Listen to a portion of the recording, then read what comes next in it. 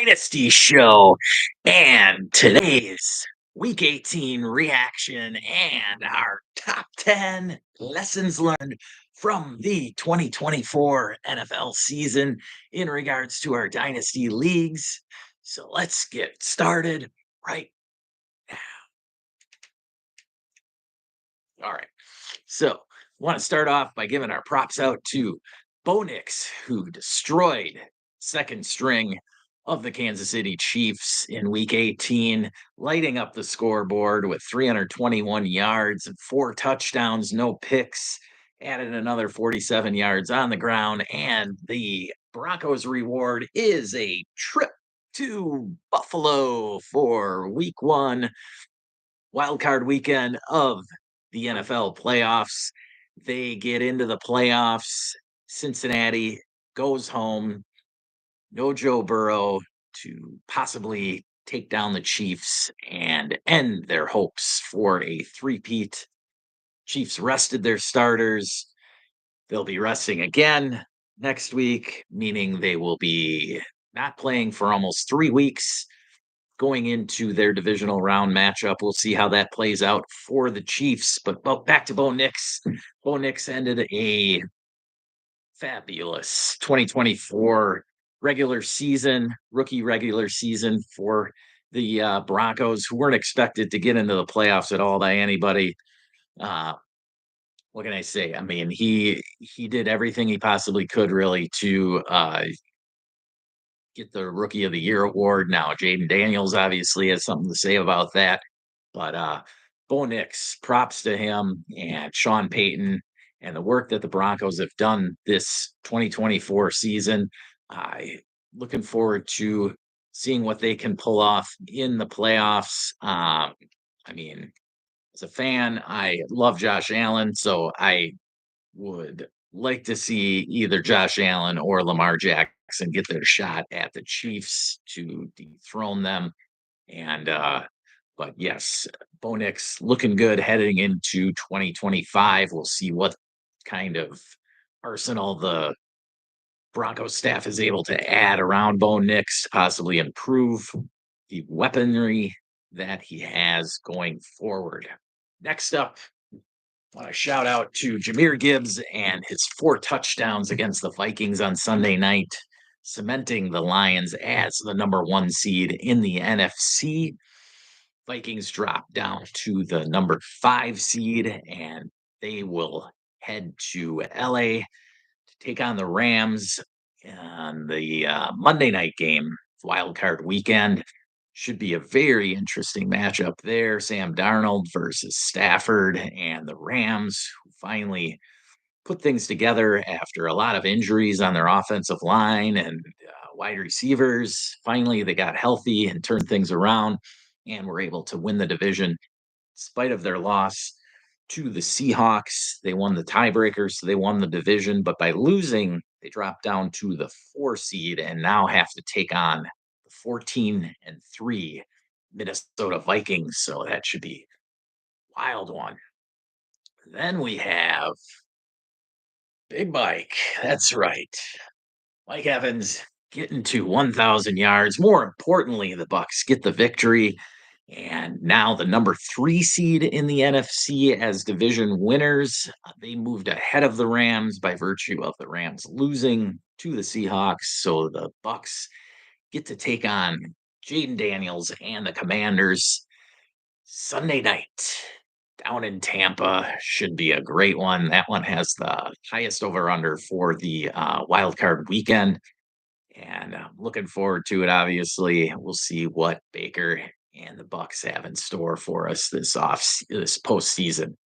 Now, what we really want to get into today, dynasty wise, is talking top 10 lessons learned from the 2024 season. Now, we go back long ways. I've been doing this almost a year now. Last year, I started during the divisional round, the Birdhouse Dynasty show. This has been quite a journey, and we're almost to episode 100. That's right, it'll be coming up soon. And so I'm very excited for that. But right now, the top 10 lessons learned from the 2024 NFL season. Lesson number one, don't forget about those veteran running backs. Yes, whether it's Derrick Henry, Saquon Barkley, Josh Jacobs, uh, list goes on this year. Many running backs switched teams. Joe Mixon, Tony Pollard, um, and then you had James Conner, and then incumbent in Arizona. All of these running backs who are veterans and were looking to be written off from the 2017 draft class, especially, they went out there and just hammered it in the 2024 season. So, what do we really learn from this? Well, for one, talent always prevails, right? Derrick Henry, God bless him, he's going to be a Hall of Famer, and he is just adding to his legacy every year now. When he left the Titans this offseason and was able to land contract with the Ravens, we were all pretty excited. So this one, I don't know that it really surprised us. Were we expecting 1,900 yards and 16 touchdowns? I don't know about that. I mean, I loved it because hell, I own plenty of Derrick Henry, but when you compile his performance along with Saquon Barkley's amazing 2,000-yard season, which wasn't all that much of a surprise either, considering the Eagles' offensive line. Now, I'm surprised he got to 2,000 yards. I'm not going to say I predicted that, but then you combine those two guys' performances with Joe Mixon changing places from Cincinnati to Houston, and Josh Jacobs going from Las Vegas to Green Bay, and even Tony Pollard showing well in a disaster of a season for the Titans. You can see here that the narrative that running backs taking on their second contracts with other teams is a bad investment just isn't true. What really it comes down to is opportunity and talent. And the talent definitely won out this past season in 2024. What's very interesting now is we have this monster rookie class for 2025 at the running back position, merging with all of these veterans just having monster seasons. And so it'll be a super interesting dynamic to see what unfolds here, whether you're able to get off of your veteran running backs if you want to dump them this off season. I don't know that you're going to be able to get the kind of value that you think you should in return. So you might be just kind of stuck with them, hoping that they can replicate the 2024 season. Um, as far as Derrick Henry goes, he's somebody that, as I'll get into later with another lesson, you might want to just ride him into the ground. And you may have to do that with the majority of these backs. I could see many of these backs who did have good seasons and have had good seasons for 4 or 5 plus seasons already, um, getting a new counterpart in the backfield with this absolutely monster rookie running back class. I mean, there's over 20 good running backs in this rookie class. Oh, it starts with Ashton Genty, Marion Hampton from North Carolina, Caleb Johnson from Iowa, and then it goes down to the two guys from Ohio State. You've got Ollie Gordon, Rocket Sanders. The list goes on, and I mean, there literally is over 20 good running backs that you can get. What this means for our rookie drafts is that even in rounds 3 and 4, you're going to be looking at quality, quality running backs. And regardless if they don't even get drafted, there's still going to be some really good running backs as undrafted free agents. So, you look at a team like Dallas who went into this season and, Jerry Jones just decided to penny pinch the running back position. And obviously early on, that did not look like the right move. Now, Rico Dowdle did end up showing up well in the second half of the season, but he's a free agent now. So we'll see if Dallas brings him back. kind of depends on what he demands contract wise. Um, but the Cowboys, they're picking in the middle of the first round, and who knows? Ashton Genty might be there for him. If they don't get him, they could take Caleb Johnson or Marion Hampton, and those two are well worthy of first round picks as well. Um, and if they want to wait till the third, fourth round, they could get good dudes. I mean, Travion Henderson's solid, Quishon Junkins, the list goes on and on and on at the running back position. So that is going to be a super crazy dynamic going forward. But I think that the majority of these veteran backs who did well in the 2024 season could very well do well in the 2025 season as well. So you might be just better off sitting on them and then deciding in week two, one or two of the following season, if the rest of your team's doing well, whether you want to hang on to them, fight the good fight with them, or try and pawn them off. Because trying to sell veteran running backs in the offseason and get good value for them is a tough, tough deal to pull off. You could sell them, no doubt. You could easily sell Derrick Henry for a couple of seconds, but do you really want to do that? I mean, again, with the good running backs in this class, if you got 2 seconds and were able to say draft Travion Henderson and Quinshon Judkins with those two picks, I don't think that that's a bad deal. If you want to trade Joe Mixon for a late first, early second, even any second, really, that's not necessarily a bad deal either. But again, it comes down to if you're win now and competing and you want 1,000-yard back that's got the opportunity for 10 touchdowns, I don't know that you're going to get that from one of the rookies other than maybe the top three rookies. The other rookie running backs are going to most likely get drafted into situations where there's another good running back already there, and it just makes it up for such a muddled situation. And that leads us right into number two lesson learned from the 2024 season, and that is to lean into those muddled backfields. And so this past season, we had a lot of muddled backfields going into the year. We did not, they were very ambiguous. We had Carolina with Jonathan Brooks and Chuba Hubbard. We had Cincinnati with Chase Brown and Zach Moss. We had, boy, let me bring it up here. I had a list written down, and it is just extensive where we didn't know who the guy was or whether there would even be a guy. Tony Pollard and Tajay Spears in Tennessee. There was, let me see it. I've got him right here. The Chargers backfield. The Chargers running backs. I mean, J.K. Dobbins was money for anybody who grabbed him, redraft or dynasty.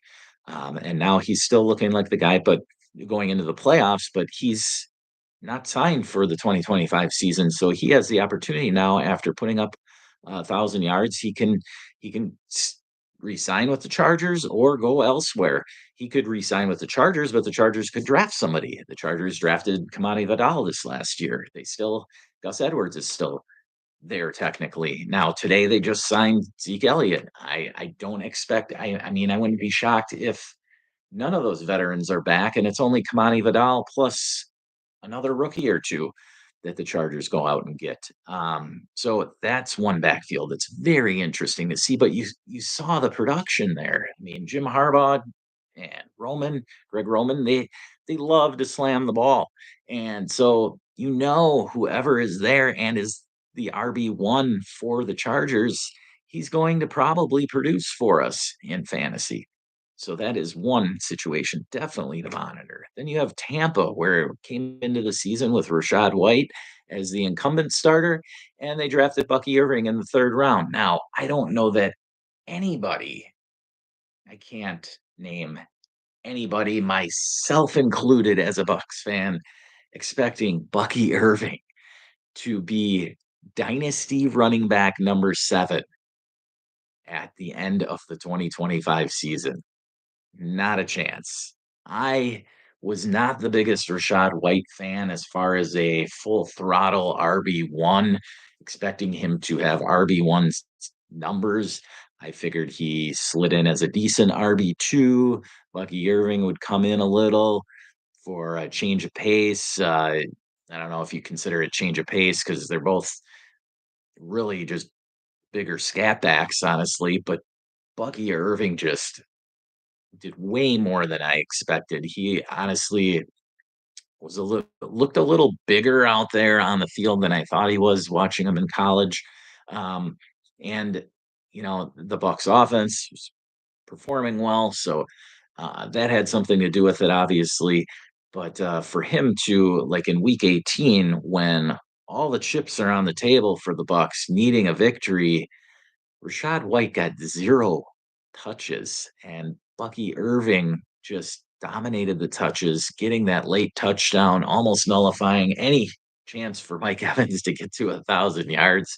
If you watch the post-game interview with Baker Mayfield, you saw how they asked him when Bucky caught that shovel pass from him at the 11-yard line and just about 2 minutes to go, and he scampered into the end zone with Mike Evans only needing 5 yards to get to 1,000.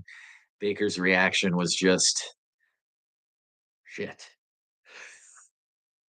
But as we all know, the Bucks did get the ball back, and instead of just kneeling out the clock, they called a timeout and set up a special play just for Evans to pick up 5 yards. He got 9 on it, and the celebration was even greater than just winning the division and getting into the playoffs. So that was one other backfield that was very big, and you had Sean Tucker producing there as well. So it's going to be interesting what we see going into the um, even into this first playoff game, whether it's Sean Tucker getting the number 2 touches or it's Rashad White, and then what that means going forward into the 2025 season because they're all still under contract. So who knows in the Tampa backfield? I mean, right now, I'm obviously it's looking like Bucky Irving's show, but the other two are very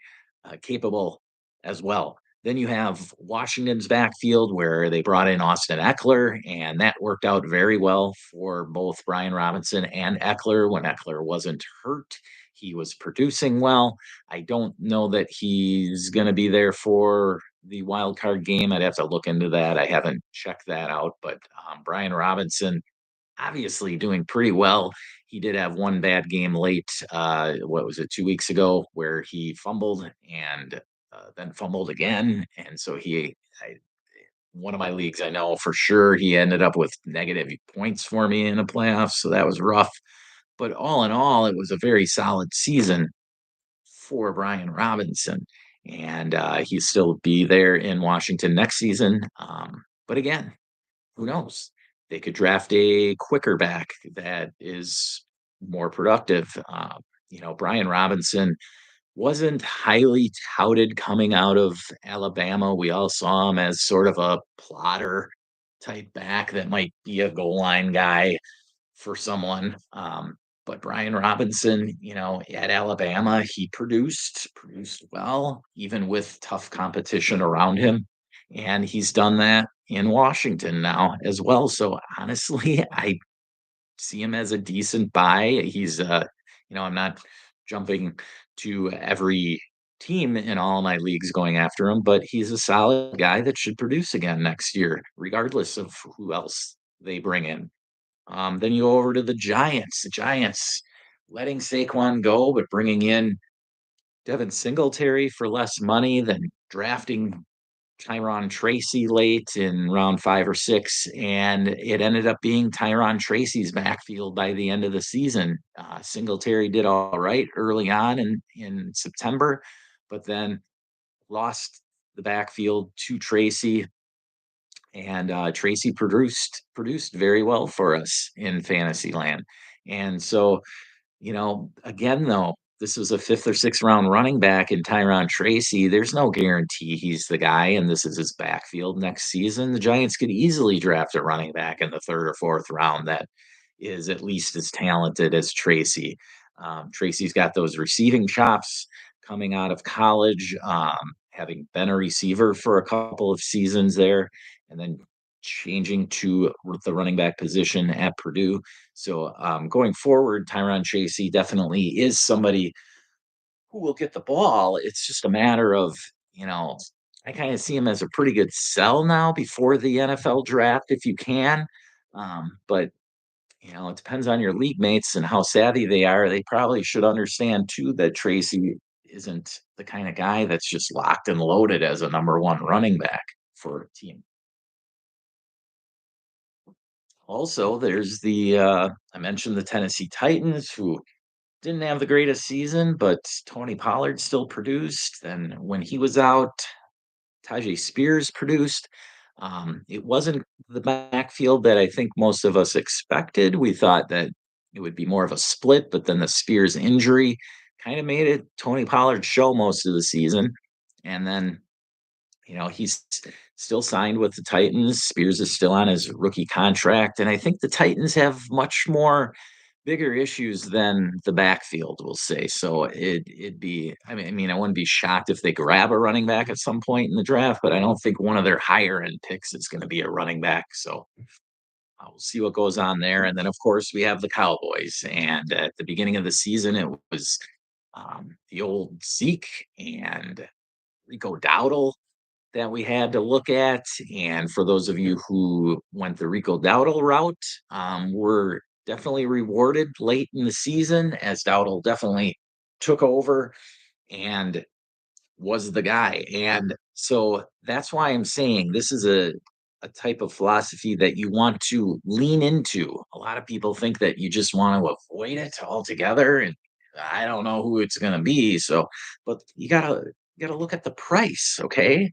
Um, Zeke and Zeke and Dowdle were pretty much, they pretty much cost the same amount for you last off season, and Dowdle's a guy who's 4 or 5 years younger. So, um, but at the same time, Zeke was a guy who had that pedigree with the or tenure with the Cowboys, so you figured he was going to get some goal line looks for sure. I know that me personally, I picked the wrong one. I kind of lean more towards Zeke, and Dowdle definitely outperformed him this year. And now Zeke's gone and just signed with the Chargers, so he'll get to play in the postseason if he gets up to speed. That is, I don't know if he'll actually be on the roster game day. We'll see that on Saturday as they're the opener for Wild Card Weekend at 3:30 Central Time as the Chargers travel to Houston to take on the Texans. One of the great matchups we have this weekend. I love all of the matchups, honestly, for the playoffs. They should all have the potential to be great games. Um, but going forward for 2025, you want to look at those backfields that you don't know for sure who the starter is. And then personally, I like to start with the less expensive guy because I want to get my best bang for buck. And so if you could have gotten Dowdle for a third rounder, if you got Tony Pollard for a second or two thirds, if you got Chuba Hubbard for a third, Chuba Hubbard was an absolute steal for the 2024 season, putting up RB1 numbers in at least half of the games this year. Chuba Hubbard just very underrated and underappreciated, I think, in just not just the dynasty community, but the fantasy community as a whole, completely underappreciating Chuba Hubbard and what he actually did. Um, Not just what he did in 2024, but coming into 2024, we all knew that Jonathan Brooks was going to be get injured, and we didn't know if he was going to be ready by week 5 or when. And it didn't end up being till week 8 or 9 that he finally got some action, and then unfortunately he tore the ACL again. So that's very unfortunate for Brooks. But for the Chuba owners, it's huge. And then similarly in Cincinnati, you had Chase Brown, who was battling Zach Moss for the backfield there, and Zach Moss got hurt, and Chase Brown just took off and was a monster for most of the season. I know he disappointed in the championship week, but um, for the majority of the year, like weeks, what, 4 through 16, I mean, the guy was putting up RB1 numbers as well. So that's why I'm saying, and you're going to have that a lot this offseason, even with some of these veteran running backs who did well this offseason. Let's take Houston, for example. I cannot, personally, I cannot imagine Houston not drafting a running back with Mixon's age simply. So Mixon is a little younger, mind you, than some of his counterparts that were drafted in the 2017 season. He's like a full year younger he was when he got drafted. He was taken at, he was 20 years old. And so he's only like, what, 28 years old, whereas the others in that class are going to be 29. So that said, mileage wise, he's still put on as much as the rest of the guys in that class. So, um, that's where I'm getting at is that I would be shocked if the Texans don't grab a decent running back from this just loaded running back class. Um, so those are just a few teams to look at, but the main point is don't be afraid. Embrace the ambiguity. Embrace the fact that these guys are maybe talented. Like Chase Brown was super talented, right? The talent was there, and we all knew what potentially could come of it. So that was a great buying opportunity because now you've exponentially accumulated value in Chase Brown, and now you could flip him this year for somebody who maybe a little more stable situation because who knows what's going to happen there in Cincinnati. Zach Moss is still there, and so when he comes back healthy next year, who knows how much work he steals from Chase Brown. I think Brown proved himself to be the better back, but that doesn't mean that Zach Moss isn't going to get any looks either. So again, there's a little bit of ambiguity there. I wouldn't be too worried if I have Chase Brown, but it's also an opportunity to just get out now after you reaped the rewards this 24 season. Get out now. If you can get a first for Chase Brown, I mean, that's not a bad thing at all. All right. So that's my thoughts there. Lean into that ambiguity in the backfields. Next up, we're going to roll over to the tight end position. And that's another position that's very strong in this 2025 class.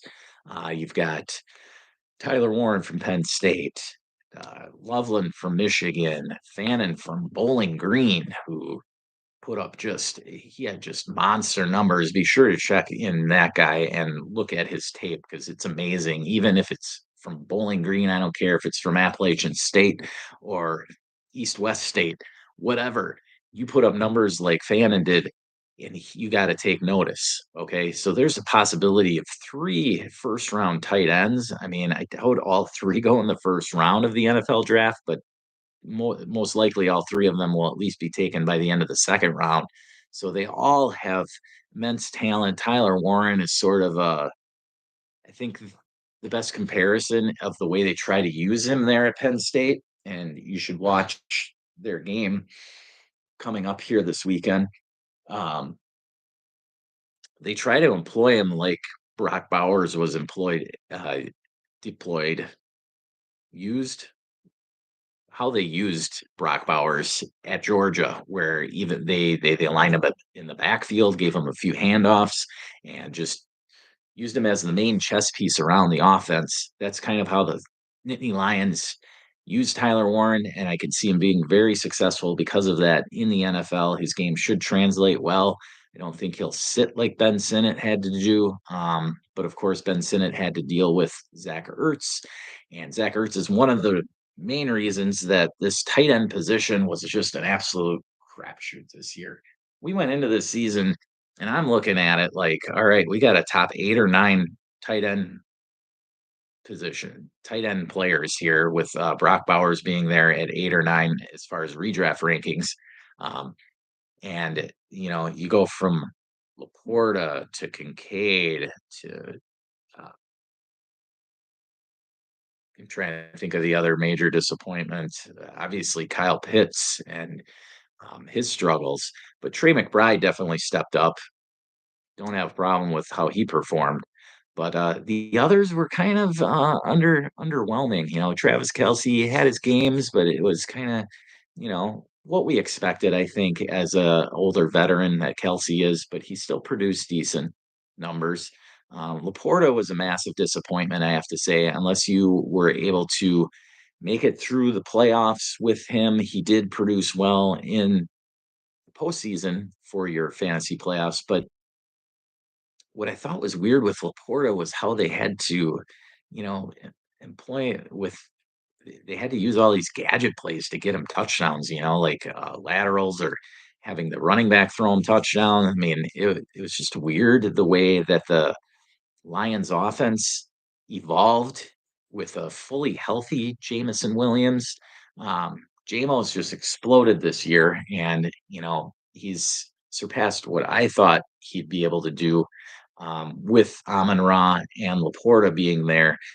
Jamo's kind of overtaken Laporta as the number 2 option, and so the Lions offense is so successful getting into the red zone, getting those touchdown opportunities that you want to have any piece you can. But the price you had to pay for Laporta was just too high in my book. And so I avoided that and I went down the board. I was kind of leaning more towards the Dalton Kincaid area where it was the 4th or 5th tight end taken off. But unfortunately, I ended up with Kincaid and some Kyle Pitts and didn't have any Trey McBride. I did have Bowers in a couple leagues, so that helped. But the point being is, even though those top 8 or 9 tight ends struggled for the most part, or underperformed for the most part, except for McBride and Bowers, you had Jonnu Smith, Taysom Hill, Zach Ertz, even Kate Otten for a time there, right after Chris Godwin went down. He was putting up monster numbers. And so, what I see going forward, I mean, Taysom Hill and Zach Ertz are both old, right? But they're set to play next season, and for now, they're still their team's tight end ones. I mean, Taysom Hill, you can say whatever position you want with him. Obviously, Juwan Johnson is there still too, but you know what I'm getting at with Taysom Hill is we're just looking for fantasy production, and he is one of the biggest boom bust players weekly that you can find in fantasy. And so, if you want to fade early tight end, and I'm talking like from a redraft perspective, you want to wait, just completely punt the position and wait till the end. I mean, you just got to look through.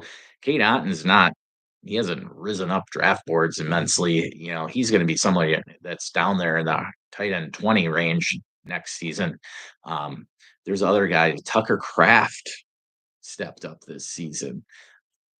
There's going to be plenty of opportunities to grab tight ends late. So I think that personally, early on, I don't feel the need in Dynasty to go out and overpay for the position right now. And especially with you got 3 really good tight ends. There's a couple of others later on too in the 2025 rookie draft. So there's honestly probably better tight end prospects than quarterback prospects in this draft. So look at that and try and fill your tight end needs that way. I think is fading the tight end position is my thought right now as lesson number 3. Now, lesson number 4, roster and pick up backup quarterbacks. That's right. Now we're talking dynasty here. I guess redraft too is fine, but especially for dynasty, just think about the last 3 seasons, right?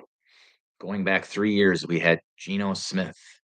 2 years ago, Baker Mayfield, and then this year, Sam Darnold. All 3 of those guys came into their breakout seasons, and they were just simply backup quarterbacks the previous year, guys you could get for, like, 3rd or 4th rounders. I mean, I don't know about Baker because he was, a number 1 pick, but I don't know that you had to pay a 2nd rounder for him after he got cut by the Panthers and went to the Rams and then signed with Tampa for a $4 million prove it deal 2 years ago. I don't know that you actually had to pay a 2nd rounder for him that offseason. So look at the free agent quarterbacks going into this offseason, such as Jameis Winston and even Flacco still, but Mac Jones, who did well in Jacksonville in place of Trevor Lawrence when he went down. Got Snoop Huntley, and Drew Lock out there. So, especially guys that had high draft pedigree, like Mac Jones, who was a first rounder. Winston obviously had high pedigree. And then don't forget the main one is Justin Fields. Justin Fields will be a free agent. I don't think he'll be back in Pittsburgh. And so who knows where he goes?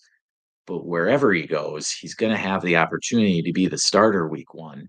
And we all know that he puts up monster numbers on the ground. And all we really care about in fantasy is points. And so when you're talking about these guys, we're not expecting to pick up these guys or trade a 3rd or 4th for them and get 4 or 5 years production for them. All you're looking for is a few starts, honestly, and it's a win. So any of these guys I mentioned are guys to look at, scour through your leagues, waiver wire, see what backup quarterbacks are out there. I mean, even somebody like Mitch Trubisky or Carson Wentz, who their teams are playing in the postseason, and God forbid their top quarterback goes down. You've got Kenny Pickett in Philly, who now had an opportunity because of Jalen Hurts' injury, and then Tanner Mackey played this last week and didn't play that bad. So look at those ambiguous quarterback situations as well. Like look at what happened in Seattle there with Geno Smith, right? And then what happened with Baker? Baker was having to battle Kyle Trask for the top spot in Tampa, and he won the job early in camp, and it was obvious that he was the guy. The same went with Geno Smith when they traded away Russell Wilson. So follow the reports. That's the important thing with these quarterbacks who change teams or may have been the incumbent back up with their team. So look at the NFL teams and which quarterback situations are sort of messed up, and that's where you can really get something that pays off. You've got Daniel Jones out there too. Just thought of guys, and I don't think that anybody dynasty wise would have just dropped Daniel Jones, but if he's out there, go ahead and scoop him up as well. All right, so that's my thought number 4. Moving on to number 5. And that's if you're a contender, buy high with 2nd rounders for veterans that are producing. I was able to mid-season help out an injury riddled wide receiver room by acquiring Terry McLaurin for Braylon Allen in a 2nd. There was, and that was uh, I acquired McLaurin in a different league for a 2nd and a 3rd for a team where Godwin went down. And this is going to lead into another thought, but when somebody like a Chris Godwin, who is producing very well this season, goes down, and you start off the season hot because you had Godwin, maybe you started out 5-1 or 5-2 or 6-1 because you had Godwin on your roster. You don't want to throw away a season like that where you start off that well, right? But where is that kind of production going to come from? Because Godwin was a top 5 wide receiver at that point. So Terry McLaurin was a perfect one-for-one replacement there. So you have to get creative with things.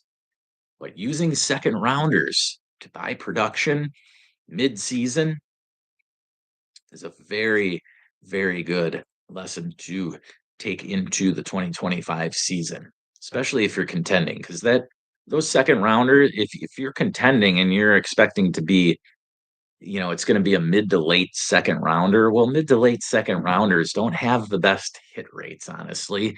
And so, what are you really giving up there? I mean, and uh, how hard is it in the off season to buy a second round pick? I mean, at least right now, it's not that difficult to go out and acquire a second round pick. I know people want those draft picks, and we all know that they're going to slowly and steadily increase in value as we near April and the end of April and heading into May for our rookie drafts. But right now, if you can, try and get those second rounders now that you can either use to pick somebody with, throw a dart on, or use it to then flip as we get to the draft day when it's increased in value. Right. So that's just my thought process with second round picks in general. All right. Um, Number six, trade good injured players immediately if they're out for the year. Again, this goes back into number five. And when I talked about Chris Godwin, you had Rasheed Rice. Rasheed Rice was somebody who was just blowing up and had immense value.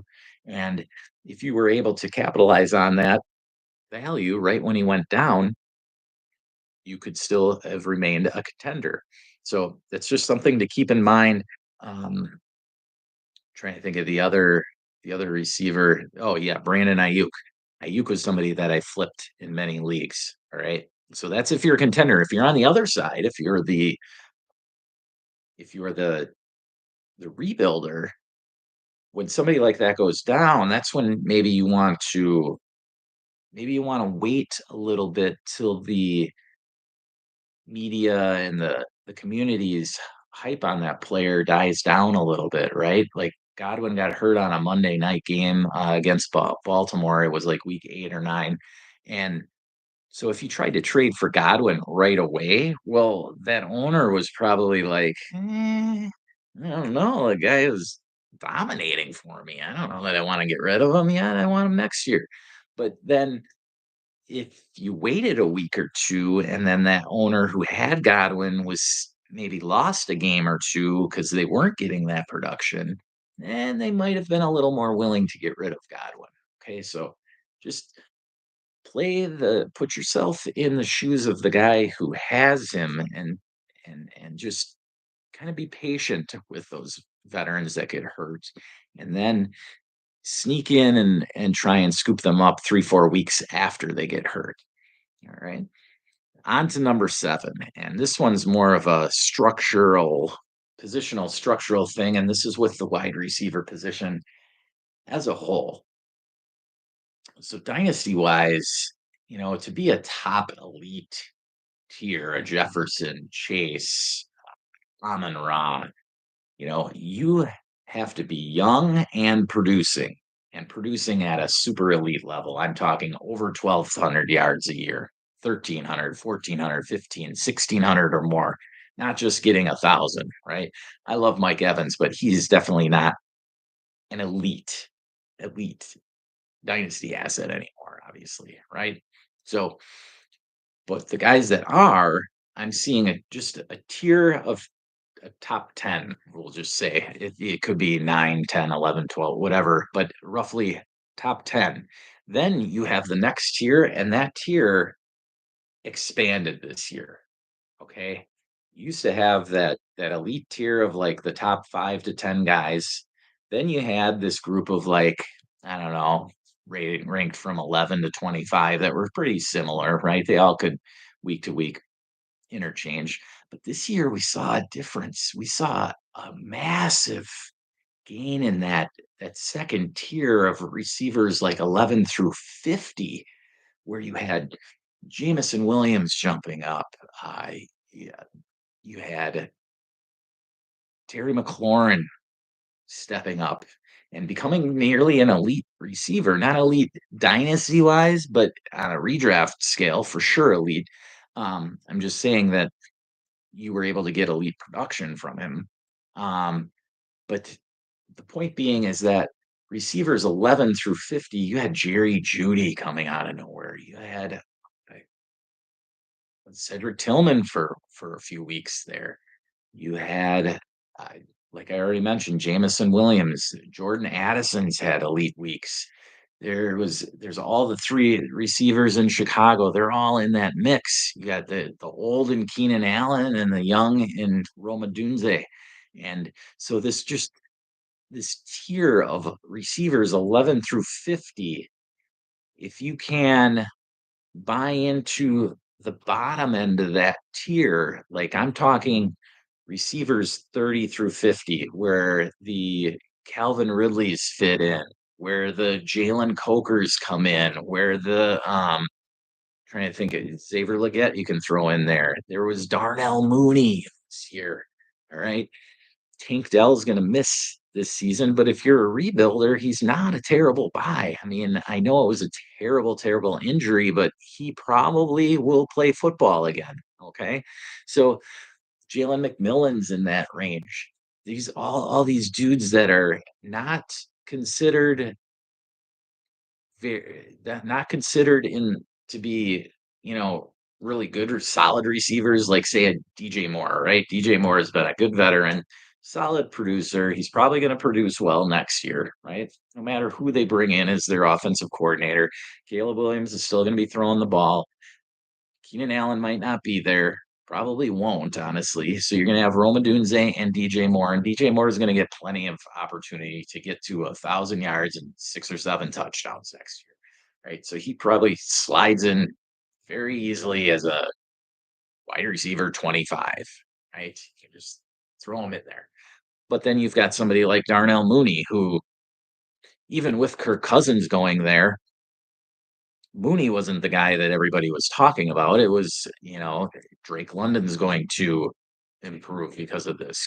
Kyle Pitts is going to improve because of this. But Darnell Mooney was kind of lost in they brought in Rondell Moore too as well. And even with Ray McLeod doing well, Darnell Mooney, Ray McLeod's ascension this year late was really because of Mooney's injury. And so you've got a situation there where I think that Mooney is probably the number two again. I don't even know Ray McLeod's contract situation, but just look at that and try and capitalize on receivers 30 through 50 and scour those rankings and look at those guys and identify one or two that you want to go after and attack, because you can get wide receiver 45, let's say, you could easily get top 15 weeks out of those guys many times. Jamison Williams is the perfect example, right? And JMO was going for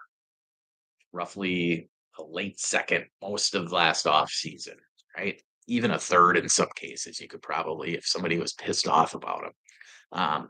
So that's the narrative, and that's the way to try and capitalize value wise if you're using keep trade cuts calculator, right? You want to look at the receivers that are somewhere between 2,500 to 3,500 ish, right? And you could get the same production from those guys as the receivers that are valued around 4,500 to 5,000. Okay.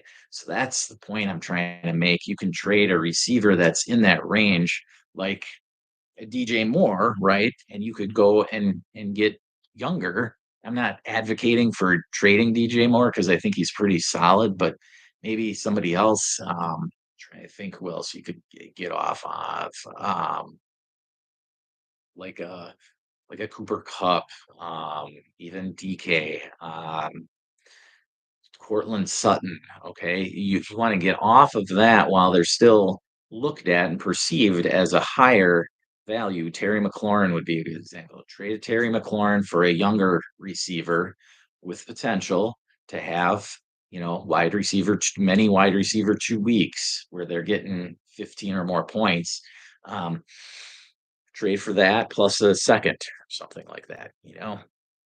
Just some ideas, because the wide receiver landscape, it's just, you know, I don't know how if I want to say the bubble burst, but there were so many wide receivers that had great seasons in 2023 that the wide receiver position became more expensive. Okay.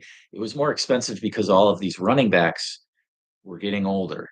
So the receivers were the younger assets, right? But then now this year, we had the running backs who were old produce, and the receivers kind of all become one. Like it just mattered week to week who produced. You still had those elite guys like Chase and Jefferson, but um, you had many more weeks where JMO and Addison were producing like wide receiver ones. And so this wide receiver market is just insane. And that's where you want to capitalize on those guys that are valued down in the wide receiver 30 to 50 range, I think, is where you really can look to uh, help your dynasty portfolios out. All right. Let's move on to number 8 because that one, I mean, I'll be doing multiple shows on wide receivers this off season. All right.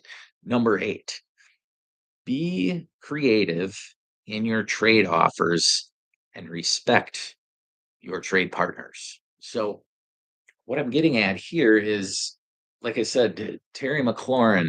Okay. I saw that he was doing well and wanted to try and get him on a team or two, but I wasn't going to just, hey, here's my first. It's probably going to be a late first. Go ahead and take it. No, I didn't want to do that. Terry McLaurin is old. Okay. He's not going to produce much longer, but was producing very well this year. Mike Evans was in the same situation.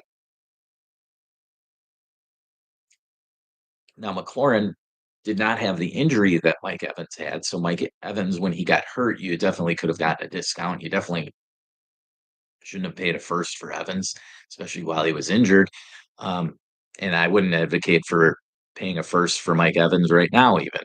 But Terry McLaurin was somebody who was going for a first. And I'm trying to tell you to avoid that trap. You want to save those firsts for elite talent. Okay. A late first is not the same as an early first. A top 5 pick has a much higher guaranteed rate of success in a college in our rookie drafts. A top 5 pick has a much better success rate, hit rate than a late first. Late firsts are pretty similar to early seconds, but then when you get to the late second and third and fourth rounders, pretty much all dart throws, honestly. And so, what you want to do is try and save those late firsts, even early seconds, as much as you can until you're actually going after a true elite guy that you can count on for multiple seasons. Right now, if you're in a bind and absolutely have to, and you do uh, McLaurin in a second for your late first, that'd have been okay, I guess, but not ideal again. I ended up trading, like I said, Braylon Allen, who was popping at the time, but I wasn't totally sold on it, and a mid-second rounder for McLaurin. So that ended up, I think I'm totally fine with it now. I know that in a year from now, I could be kicking myself when Brees Hall goes to some other team and Braylon Allen takes over that Jets backfield, but that's all hypothetical. Who the hell knows what Braylon Allen's going to be for the New York Jets going forward? They still have Isaiah Davis there. I mean, there's Braylon Allen's range of where he could be in the dynasty landscape at this time next year is literally running back 5 through 65. Braylon Allen's all over the place. And so it's not a bad buy right now. I wouldn't mind telling you, but at the same time, a lot of good rookie running backs this year. So any team that drafts a rookie running back, it's going to put a little hit on the value of the veteran incumbent running backs. So just keep that in mind when you're looking at running backs this offseason. I wouldn't recommend buying too many of them. We're not setting our lineups next week. We're not setting our lineups for what, 40 weeks. So you got a long time before you have to fill in a starter at the running back position. And to me, it's the easiest position to pluck in a starter. I mean, you had random weeks where you could start Jeremy McNichols. All right. So that's the whole point. I mean, those are dudes that are running back 75 in Dynasty. So what I'm saying is try and be as cheap as possible at the running back position, but save those first rounders. Okay. Be creative with your offers. Do 3 for 2s, do 4 for 3s, four more players for four or more players. There was a situation in a couple of my leagues where I had a potentially very high first round pick, right? One that had the potential to be the 101, and a guy was looking to get rid of Brees Hall. And now, could I have just simply said, "Hey, well, Ash and Genty, Brees Hall, pretty similar. Just do that 1 for 1," right? Well, I didn't want to just put all my nuts in the sack of Brees Hall, right? So you gotta. I wanted to be a little more creative. It was a best ball league, mind you, too. So I wanted to help my lineup elsewhere. And so I looked at his roster and I tried to find some other guys that were disappointing, like DJ Moore was at the time. And so what the trade ended up being was I got Brees Hall, DJ Moore, and he threw in Tua, and I gave him 4 pieces back, including the 101. I think there was another second involved, and then a couple of younger receivers, like maybe it was Xavier Leggett. I can't remember exactly the deal. But the point being is that I was able to help the other owner get younger, right? And get off of assets that he didn't like. Like he did not like DJ Moore the way he was playing, and he didn't like the way Tua was performing. So he didn't really, that's what I gotta. And the way I did it was through a DM. I was just asking him, I'm like, well, who else on your team do you kind of want to get rid of, basically? Um, and some owners are gonna be a little more candid about it, and I don't want to say shady, but are going to be a little more mysterious about it because they don't want to just show their cards.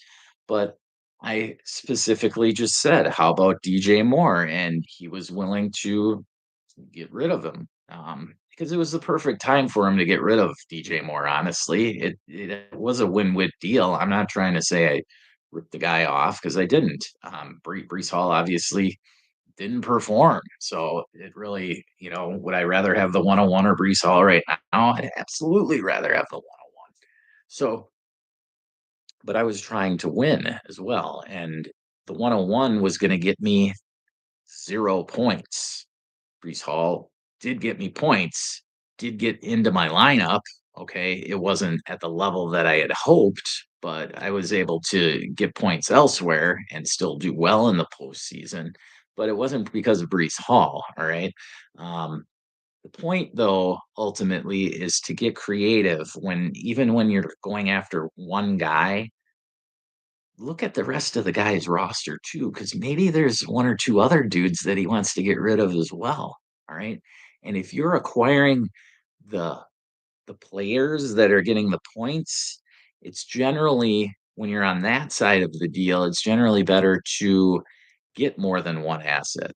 When you're on the other side, when you're rebuilding, that's where you want to try and spread it out into as many deals as possible. When I'm rebuilding, I'm not a huge fan of multiplayer, multi-pick deals. That's where I want to, if I'm selling Mike Evans, if I'm selling Terry McLaurin, that's where I want to get as much for one guy from one team.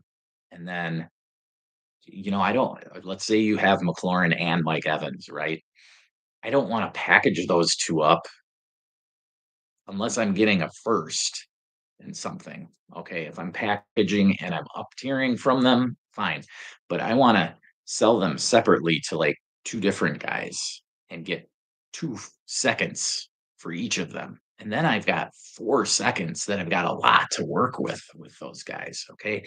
You don't have to try and hold fast, and I gotta get a first for Terry McLaurin because he did really well this year. Well, the odds are that Terry McLaurin probably isn't going to do quite as well next year. He's not going to tie the record in touchdowns for the Washington franchise next year. I mean, 12 touchdowns.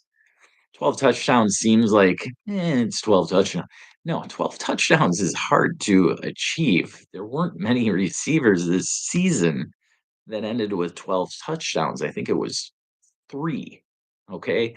So look at it that way and understand that, when you're rebuilding, you're trying to win trades ever so slightly just in value because you're just trying to accumulate value. All right. And you don't have to dominate the trade. You don't have to beat them by a whole first rounder. You don't have to trade 3 players and get 5 firsts for them.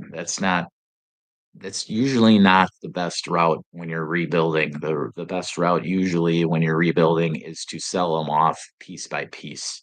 All right. It takes a lot of deals. It takes a lot of work to have a successful rebuild. That's what it goes into. But that's part of the fun for me in Dynasty. It's the action. You got to be involved. If you're just gonna sit on your hands and expect a rebuild to just fall into your lap because you get a first round and you're going to hit on that first round pick. One player, hitting on one player, let me tell you, if you got nobody on your team and you got the 101 and you just take Ashton Genty, he alone is not going to win you anything.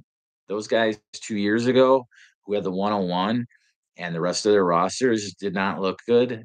And they drafted Bijan Robinson, and Bijan Robinson's still sitting on the team. Unless they built up and accumulated players elsewhere, Bijan Robinson, it did not win them the title this year. Now, granted, Bijan Robinson was on a number of title teams that saw this year, but that's because they had plenty elsewhere around him. Bijan was like the last piece. That draft was a perfect example of many contending teams or looking to contend in the upcoming season trading for that 101. And that's very similar to this current 2025 draft. If you're rebuilding, I don't highly recommend going after Ashton Genty as your top piece that you're going to build around. Now, there is a way to do that. You can do that, but that's if you've filled in a couple other pieces at least to start with, and now you're adding Genty into the mix as your top, going to be your top running back. Okay, but don't feel like you got to get Genty. Like Caleb Johnson and Amari Hampton are pretty good too. All right. And depending on landing spot, they could end up being the rookie of the year next year and not Ashton Genty. Okay. I'm just saying hypothetically what's all out there, and don't build your dynasty franchise around a guy necessarily like Ashton Genty. Okay. It's generally not the wisest move as we've seen in the past. Now, moving on, number 9, that finish up here. Number 9, again, and this ties into the previous one, but don't go all in before the season. Don't go all in January. Okay. Yes, you can build up a team that will contend and potentially contend. And I don't mean that you cannot trade away your 2026 first rounder. All right. I don't mean that you cannot trade away your 2025 first rounder. Just be smart about it if you are going to do it. I traded away my 2025 first rounder along with JJ McCarthy to acquire Justin Herbert, all for assurance that I didn't feel Sam Darnold had it as the quarterback 2 on my team. We had Mahomes as QB1, who Sam Darnold was probably out producing at the time anyway.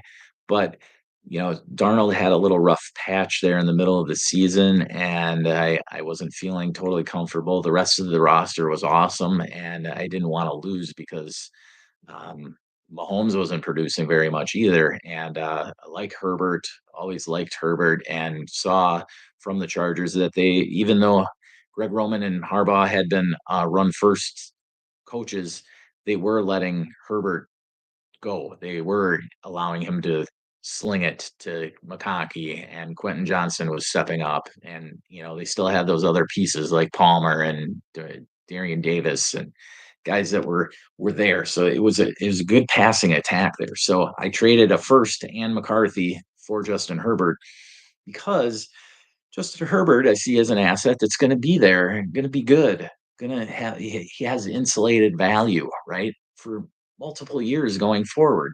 So McCarthy may very well end up being ranked ahead of Justin Herbert by the end of the 2025 season, let's say, right? And so then I basically gave away whatever happens to that 25 first that I just did.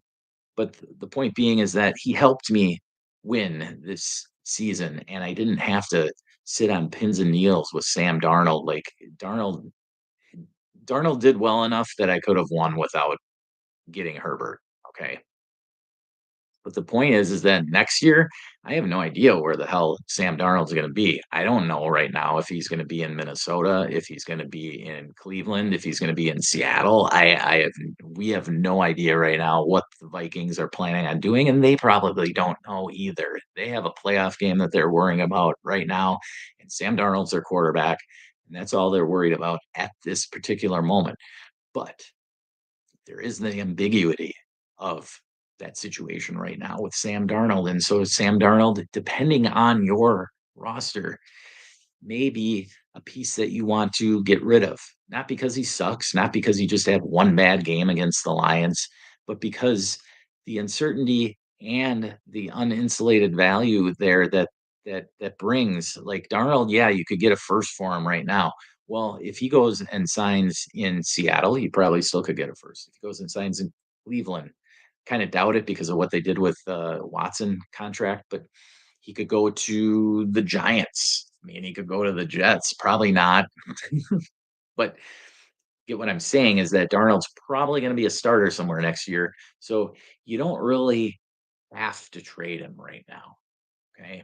So that's where I'm saying you don't want to go all in right now on it. You don't know what teams are going to draft a top wide receiver this rookie draft, and that's going to help the value of the quarterback. So if you've got three or four good quarterbacks, there's no hurry, no rush to trade them right now, especially if you know that they're probably going to be the starter. Now, if it's somebody more like a Sam Howell or Jameis Winston, right?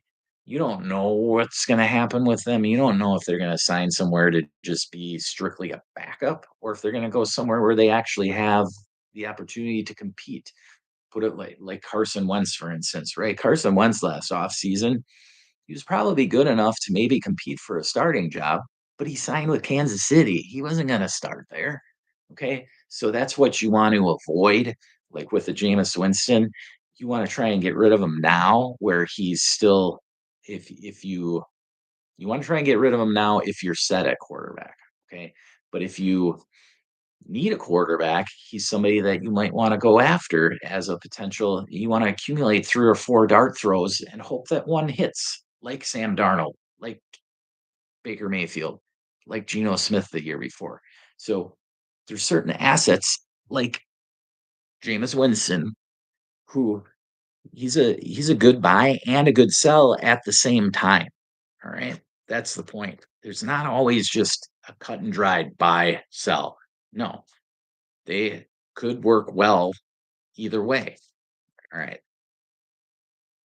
It's all just a matter of league and your particular roster. Finally, last thing I want to end with, and this is important because I know that there's been a narrative in the dynasty community that you don't want to have guys die on your roster. You don't want them to just hit zero on you, right? Well, the fact is that, you know, with the minimal value you can get in return for a very solid producing veteran, it's hard to let him go. But when you have a Hall of Famer, I'm talking Derrick Henry, Travis Kelsey, Mike Evans, those types, those guys are going to produce next year as long as they're playing. Zach Ertz isn't a Hall of Famer quite, but he's in the similar boat at the tight end position. Those guys, just let him die on your roster. Travis Kelsey's value on keep trade cut is like 2,500. Do you really want a third round pick for Travis Kelsey? No. Is a second round pick going to do for you what Travis Kelsey can do? If you're somehow a rebuilder and you have Kelsey on your roster, that just doesn't make any sense. Like you should have gotten rid of him a long time ago. But now maybe if you're turning into and you want to get younger, I can see wanting to get rid of Kelsey. But again, the tight end position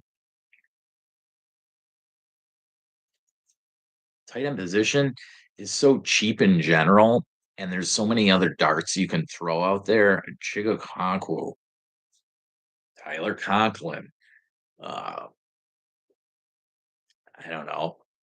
You've got George Kittle isn't that expensive now. He was expensive in the middle of the season when we were scoring points, but now his value is a little bit less, and he's not going to be playing in the postseason. So people are going to kind of forget about him. You don't have to pay a first for him. Now, if the owner is demanding a first, then that's another story. But Kittle's a guy I would just let him die on my roster. Again, I sat on George Kittle through a rebuild because I couldn't get what I wanted for him. I rebuilt a team hanging on to Lamar Jackson and George Kittle, and then accumulated value everywhere else. And then when the draft came and Brock Bowers was sitting there, and I'm like, I went ahead and drafted Brock Bowers because the value said that that's who I should take. Well, obviously, I was well rewarded for that. And that's where it comes in. Sometimes when it's in the draft, you just draft the highest guy on the board, regardless of position. Okay. It's May when the rookie draft happens. Don't feel the need that you have to have your starting lineup set in May. They don't play in June. Okay. They don't play for a couple more months. I don't care if you had, I had Jake Ferguson on that team as well. Right? So I had 3 tight ends. I wasn't even gonna be able to start them, but you know what? By week 16, I think it was in the playoffs, I had to start all 3 of those guys because of injuries. So it came to be that they all were worth having. All right. So just keep that in mind when you're looking at Hall of Fame players, especially. Generally, you're not going to get what you're expecting for them. Think Christian McCaffrey right now. Christian McCaffrey is a Hall of Fame talent. I don't know if he's going to get into the Hall of Fame because his numbers aren't quite. He hasn't accumulated all those numbers. He hasn't won a Super Bowl yet. So um, we all know what McCaffrey has been and what he can be, and he's probably going to be honestly still a first round pick in most redrafts next year once August rolls around and he looks fully healthy. And right now, Christian McCaffrey is probably one of the best buys out there. And so if you've got, I don't have, put it that way. If you're going to be a contender, I don't have a problem shipping the 26 first for Christian McCaffrey. Okay. So that's the point, and just let them die on your roster. There's plenty of years to find talent elsewhere. That's my last thought on the 2024 season. Go out and get those Hall of Famers because they can produce. See you all for another episode this week. Love you all. Hit the like and subscribe. Thanks for joining us. Check me out on birdhouse.com. Sorry, buymeacoffee.com/Birdhouse Dynasty Show, or check out my rankings on patreon.com/Birdhouse Dynasty Show. Love you. Enjoy the football this week.